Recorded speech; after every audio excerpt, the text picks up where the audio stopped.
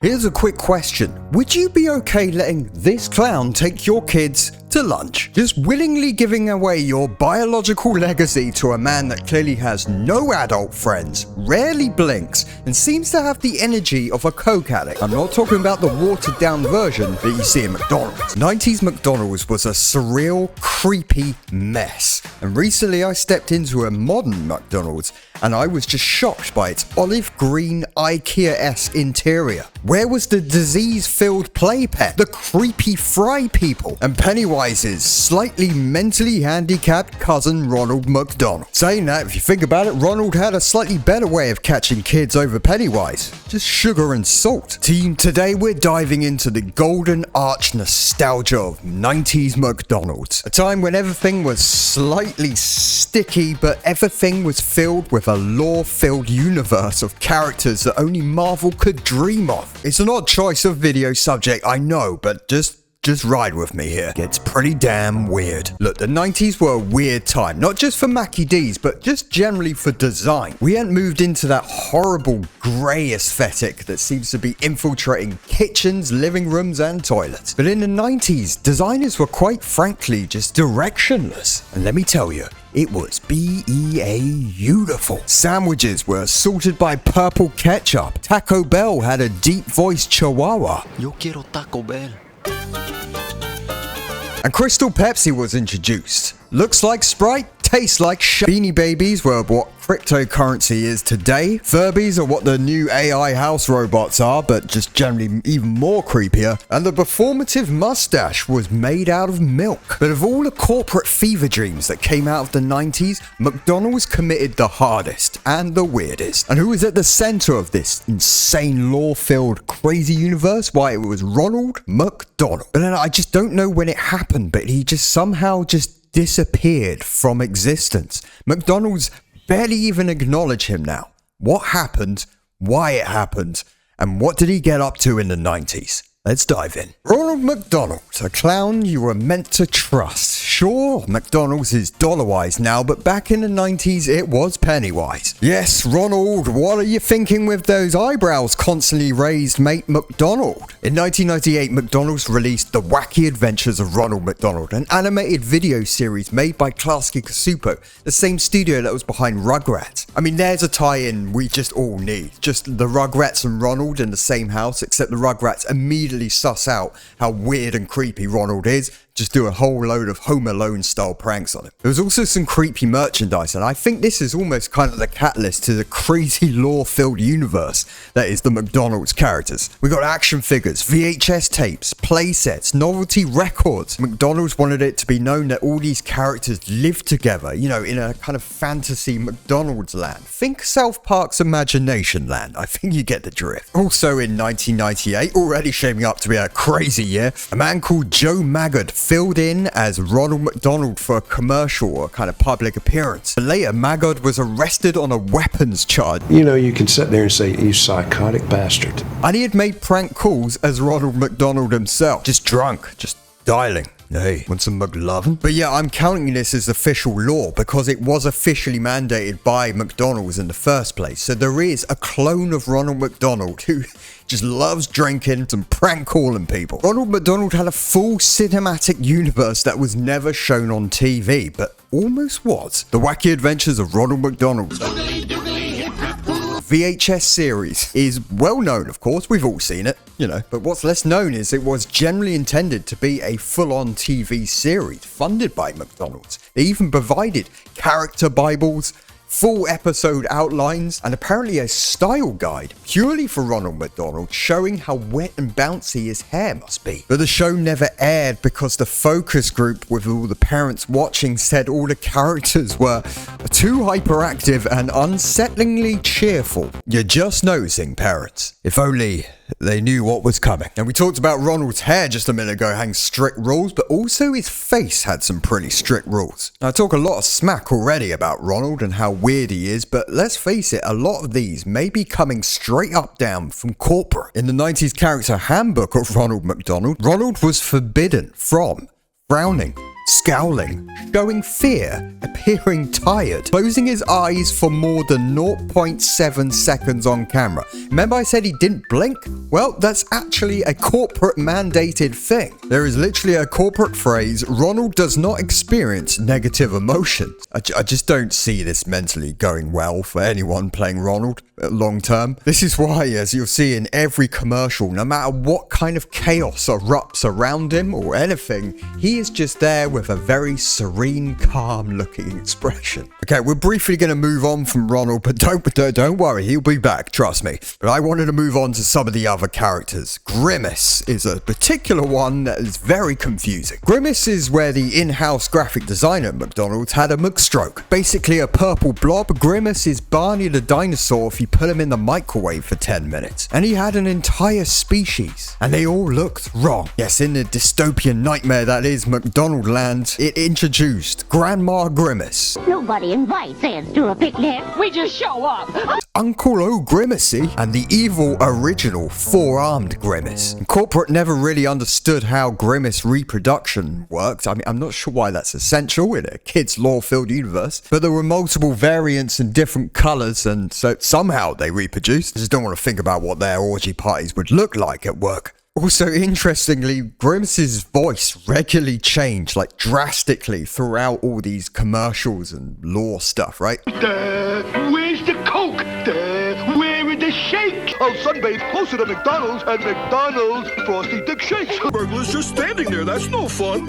Ooh.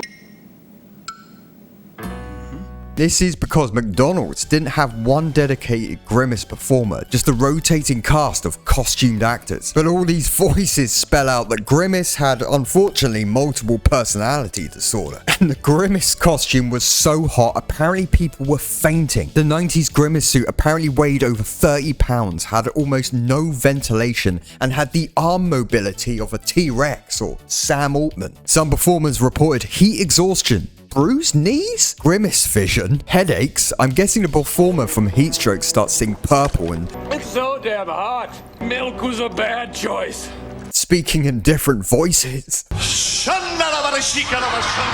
Other side effects reportedly include knocking over children, that wasn't an accident, and getting stuck in doorways. One performer described the suit as a purple sauna that hugs you aggressively, like a loved up Thanos after a long rave. The Hamburglar. Apparently he was canonically a child, even though he looked like a miniature adult criminal. He's a mischievous burger-obsessed kid, apparently. It's one of the strangest choices in children marketing, I'm not gonna lie. A child criminal who only steals hamburgers. But he also had some pretty serious magical abilities, like teleportation. He could summon burgers, ropes, and doors out of nowhere. He could probably summon an Elden Ring mimic, to be honest. As always, there was never really a concrete explanation for any of this, but I mean, we can look past all the multiple voices of Grimace. I'm sure we can look past this. And once again, there were problems on the commercials wearing the costume of the Hamburglar. The physical Hamburglar mask reportedly obstructed vision, had almost no peripheral view, made it hard to breathe, would fog up on the inside, cause actors to bump into things constantly. So you got the Grimace bumping into children, you got the Hamburglar bumping into children. Everyone's beating up kids. One performer called it a plastic blindfold with a smile. And the 90s scripts of some of these lore stories had him entering rehab for burger addiction, undergoing burger temptation training, Ronald apparently acting as his sponsor, and Grimace trying to support him apparently emotionally with 3 different personalities. That wouldn't be intense. Just try and resist the burger. Executives apparently cut it for being too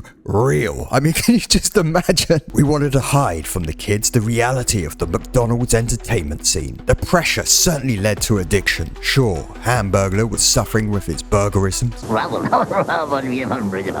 What you say about my mama? Huh? But what you're not seeing is Ronald shooting up Szechuan sauce at night, and Grimace offering his body as a beanbag in a day so he can snort McNuggets. They all cope in their own McWay. I also remember, some of you might as a kid, the play place, the weird place of doom and disease. This is where you first learn what survival is. Getting through those tubes, which are about 120 degrees each. But look, the ball pit is where you took your kids to improve their immune system. Sure, you can look like a responsible parent by taking them to the doctors, getting all the shots, but let me tell you what actually builds up our immune system. The ball pit. covered in saliva and disease and regret and injury. This place would, I don't know what you would catch in it, but you'd be swimming in it for about half an hour. I'm pretty sure at the depths of these ball pits was, remnants of the Black Plague, all sorts of rabies, early molecules of COVID, just unknown prehistoric diseases, and the common cold. Okay, some of the most exciting, weird stuff that really actually kind of wanted me to make this video was the commercials, as you can imagine.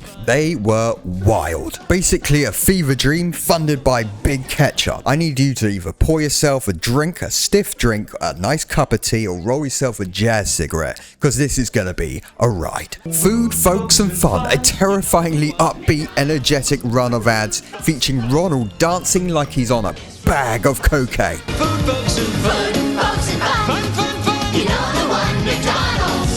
Food, folks and fun. Mr. Potato Head, I didn't know why, but his eyes are too real? Like he was a human once before Ronald just experimented on it. I never win anything. Even a yams for brains like me wins every time. A wacky wedding. Ron holds a wedding ceremony for a bunch of potatoes, ordering the starchy bride and groom to dip themselves, basically implying he's gonna eat them after. Realistic analogy for kids to learn about marriage, though. Are you ready to tie the knot? Ready, Ronald? You may now dip the bride. I just love weddings.